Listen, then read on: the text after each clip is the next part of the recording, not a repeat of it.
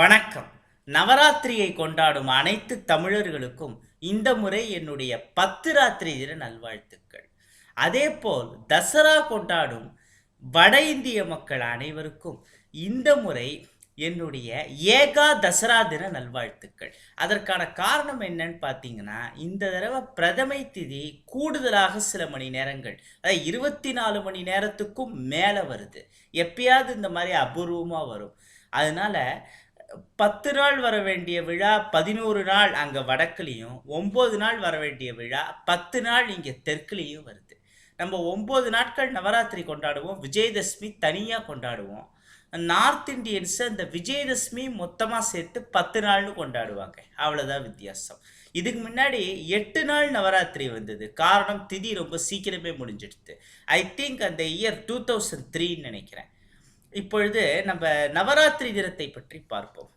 எந்த வருடமும் இல்லாத அளவு இந்த வருடம் கூடுதலாக நமக்கு ஒரு நாள் கொண்டாட கிடைச்சிருக்கு. இது ரொம்ப சிறப்பான விஷயம்.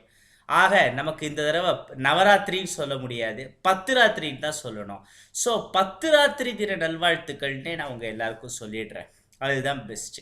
இப்போ நம்ம நவராத்திரி இன்னைக்கு மன்னிக்கணும், இந்த வருஷம் 10 ராத்திரி இல்லை, 10 ராத்திரி இன்னைக்கு எல்லார் வீட்லேயுமே சுண்டல் பண்ணியிருப்பீங்க முதல் நாள். அந்த சுண்டல் பண்ணுறதுக்கான காரணம் என்ன? பொதுவாக இந்து மதம்னு பார்த்தீங்கன்னா அது அறிவியல் பூர்வமானது. இந்து மதம் என்றாலே அறிவியல் தான், அதில் சந்தேகமே கிடையாது. இப்போ பழங்காலத்து கோவில்கள்னு பார்த்தீங்கன்னா எல்லா கோவிலுக்குமே ஒரு தலமரம்னு இருக்கும். அந்த தலமரம் மட்டுமல்லாது அந்த கோவிலுக்குன்னு ஒரு குளமும் இருக்கும். கோவிலுக்கு தலமரம் வைப்பதற்கான காரணம் என்ன? இப்போ கோவிலுக்கு இருக்கிற தலமரங்கள்னு பார்த்தீங்கன்னா எல்லாமே அபூர்வ மருத்துவ குணங்கள், மூலிகை குணங்கள்லாம் கொண்டது. அந்த மரங்களை வீட்டிலும் மக்கள் வளர்க்க வேண்டும். தெருவிலலாம் அது போன்ற பயன் தரக்கூடிய நல்ல மரங்களை வைக்க வேண்டும் என்று மக்களை ஊக்கப்படுத்தும் விதமாகத்தான் அந்த மாதிரியான விஷயங்கள்லாம் அன்னைக்கு பண்ணாங்க. அதோட மட்டும் இல்லாமல் ஒவ்வொரு கோவிலுக்கும் குளம்னு ஒன்று வெட்டினாங்க. காரணம் என்னன்னா, கோவில் குளத்துடைய மட்டம் எந்த அளவு உயருதோ அந்த அளவு இந்த கோவிலை சுற்றி இருக்கும் மக்களுடைய வீட்டு கிணற்றின் நீரும் சிறிதளவு உயரும். இது போன்ற பல அறிவியல் காரணங்கள். இப்போ நெத்தியில் திருநீர் இட்டுக்கிறதுக்கான காரணம் என்ன? விபூதி. மண்டையில் இருக்கிற வேண்டாத நீரை உறிஞ்சும் கிருமி நாசினி. புருவ மத்தியில் குங்குமம். அதுவும் குறிப்பாக ஆண்களை விட பெண்கள் தான் அவசியம் குங்குமம் வைத்துக் கொள்ள வேண்டும்னு சொல்கிறாங்க. அதுக்கான காரணம் என்னன்னு பார்த்தீங்கன்னா, புருவ மத்தியில் இருக்கிற நரம்பு மிக பலவீனமானது. கடுமையான வெயிலில் போகிறப்போ சூரியனிலிருந்து வரக்கூடிய தீய கதிர்களால் பாதிப்பு வரும். அந்த பாதிப்பை தூய்மையான மஞ்சளில் செய்த குங்குமம் தடுக்கும். இந்த புருவ மத்தியில் இருக்கிற நரம்பை தூண்டி மூளையை புத்துணர்ச்சி அடைய செய்யக்கூடிய சக்தியும் குங்குமத்திற்கு இருக்கு.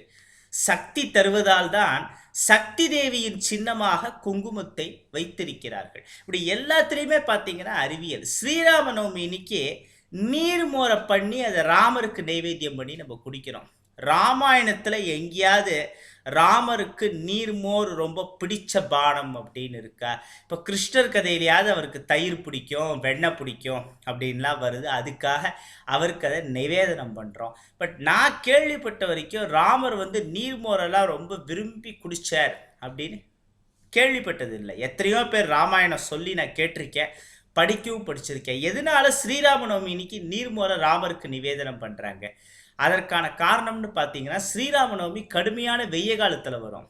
நீர்மோர் குடித்தா நம்ம உடம்புக்கு நல்லது. அதுதான் காரணம்.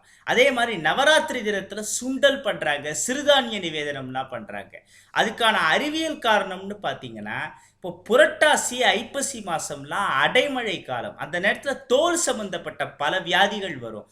தோல் வியாதிகளை தடுக்கக்கூடிய சக்தி சுண்டலுக்கு இருக்குது. சுண்டலில் நிறையா புரோட்டீன் இருக்குது. சுண்டல் மட்டும் இல்லாமல் பலவிதமான சிறுதானியங்களையும் நவராத்திரி தினத்திலே நிவேதனம் பண்ணுவாங்க. இந்த தடவை 10 ராத்திரி தினத்தில் இப்போ நம்ம நிவேதனம் பண்ண போகிறோம். அதுக்கான காரணம் பார்த்தீங்கன்னா, சுண்டல் மற்றும் சிறுதானிய உணவெல்லாம் நம்ம சேர்த்துக்கிறப்போ அதனால நம்ம உடலுக்கு நிறைய சக்தி கிடைக்கும். இன்னொன்று, இந்த புரட்டாசி ஐப்பசி மாதம் பருவநிலை மாறுதல்களால் நம்ம உடம்பு ஒரு மாதிரி மந்தமாகும். அந்த மந்தத்தை போக்கக்கூடிய சக்தி சிறுதானிய உணவுகளுக்கும் சுண்டலுக்கும் இருக்குது. இது போன்ற பல காரணங்கள். இப்படி பார்த்தீங்கன்னா ஒவ்வொரு விஷயத்திலையும் அறிவியல் இருக்குது. நூற்றுக்கணக்கான விஷயங்கள் சொல்லிகிட்டே போகலாம். அதே சமயத்தில் இந்து மதத்தில் அறிவியலும் இருக்கிறது, அறிவியலால் விளக்க முடியாத அமானுஷ்யங்களும் எவ்வளவோ இருக்கு. இப்போ நீங்க எத்தனையோ கோவில் கும்பாபிஷேகம்லாம் பார்த்துருப்பீங்க. கோவில் கும்பாபிஷேகம் முடிவடைகிற நேரத்தில் பூர்ணாகுதின்னு சொல்லுவாங்க. இப்போ கோபுரத்தை கருடன் வட்டமிடும். கருடனோட எண்ணிக்கையே ரொம்ப கம்மி. அதில் எப்படிங்க எந்த கோவில் கும்பாபிஷேகம்னாலும் கரெக்டாக கருடன் வருது வட்டமிடுறதுக்கு?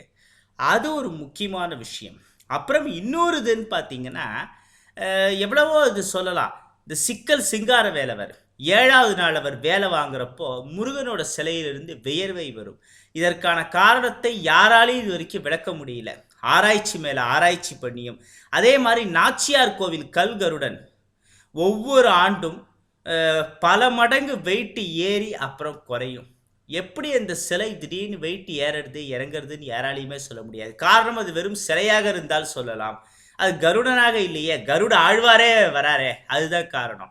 2 பேர்ல ஆரம்பிச்சு 4 பேர், 8 பேர், 16, 32, 64, 108, மறுபடியும் அப்படியே கோவில் கிட்ட வரப்போ குறைஞ்சிட்டே வரும். முதல்ல 2 பேர் தூக்குவாங்க, அப்புறம் 100 பேருக்கு மேலே சேர்ந்தாதான் தூக்க முடியும். அவ்வளோ வெயிட் ஜாஸ்தியாகும். அப்புறம் மறுபடியும் கொஞ்சம் கொஞ்சமாக குறைஞ்சிட்டே வரும். ஒவ்வொரு ஆண்டும் பெருமாள் பண்ற திருவிளையாடல், கருட ஆழ்வார் பண்ற திருவிளையாடல். அது நாச்சியார் கோவில் கல்கருட சேவை ரொம்ப பிரசித்தமான ஒன்று. இப்படி பார்த்தீங்கன்னா எவ்வளவோ விஷயங்கள், அதிசயங்கள், அமானுஷ்யங்கள்லாம் இருக்கு. எல்லாத்தையும் அறிவியல் பூர்வமாக விளக்கணும்னு பார்த்தா முடியாது. இப்போ கூடுதலாக நமக்கு ஒரு நாள் கிடைச்சிருக்கு அம்மனை துதிக்க, தேவியை துதிப்பதற்கு. ஆக்சுவலி இந்த சிவ சக்தின்னு சொல்றாங்களே, அது என்னன்னு பார்த்தீங்கன்னா, இப்போ முதல்ல இந்த சிவலிங்க வடிவம்ங்கிறது பிக் பேங் தியரின்னு இருக்கு, பெருவெளி. அந்த பெருவெளியிலேருந்து தான் இந்த பிரபஞ்சம் வந்தது. மறுபடியும் இந்த ஒட்டுமொத்த பிரபஞ்சமும் அதே பெருவெளியில தான் என்னைக்காவது ஒரு நாள் போய் அடங்கும். அந்த பெருவெளி பிக் பேங்கின் வடிவமே சிவலிங்க வடிவம் தான். பிக் பேங் தியரின்னு போட்டு பாருங்க. இன்னொன்று, இந்த உலகத்துல அனைத்து உயிர்களுமே அம்மாவோட வயிற்றுல உருவாறப்போ எல்லா கருவுமே சிவலிங்க வடிவத்துல தான் முதல்ல உருவாகும். ஆக அந்த சிவலிங்க வடிவம்ங்கிறது தான் எல்லாத்துக்கும் ஆதி. அதனாலதான் திருமூலர் தெள்ள தெளிந்தார்க்கு ஜீவன் சிவலிங்கம் அப்படிங்கிறார். ஜீவனே சிவலிங்க வடிவம். சரி, ஜீவன் சிவலிங்கம்னா அந்த சிவலிங்கம் ஆகிய ஜீவனுக்கு சக்தி கொடுப்பது யாரு? அதுதான் அன்னை பராபட்டாரி.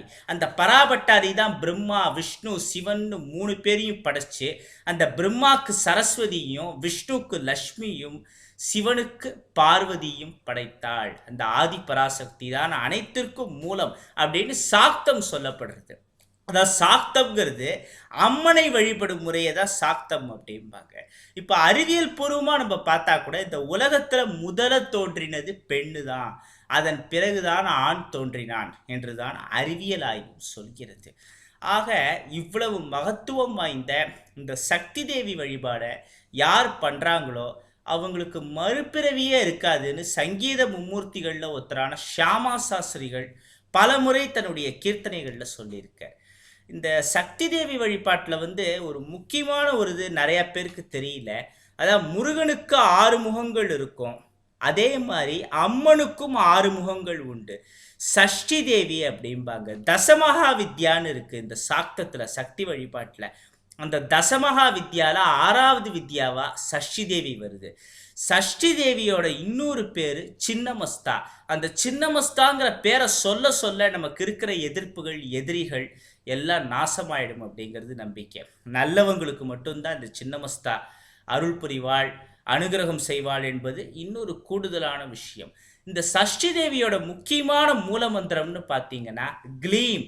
நீங்கள் எத்தனை தடவை க்ளீம் க்ளீம்னு சொல்கிறீங்களோ அத்தனை தடவை உங்களுக்கு சஷ்டி தேவியுடைய அனுகிரகம் கிடைக்கும்.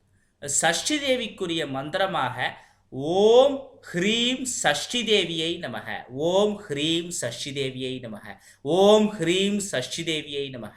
இந்த மந்திரத்தை நீங்கள் சொன்னீங்கனாலே போதும். சஷ்டி தேவி உங்களுக்கு அனைத்து விதமான நலன்களையும் வளங்களையும் தருவாள். இதுபோல் பலவித சக்தி வாய்ந்த மந்திரங்கள்லாம் இருக்குது. அதெல்லாம் விஜயதசமி நாளில் யாராவது கற்றுக்கணுன்னு விருப்பப்பட்டால் தாராளமாக என்னிடம் கற்றுக்கலாம். நான் சென்னையில் தான் இருக்கேன். நன்றி, வணக்கம். சக்தி தேவி உங்கள் அனைவருக்கும் அனைத்து வித நலன்களையும் வளங்களையும் தரட்டும். வாழ்க வையகம், வாழ்க வளமுடன். லோகா சமஸ்தா சுகினோ பவந்தோ.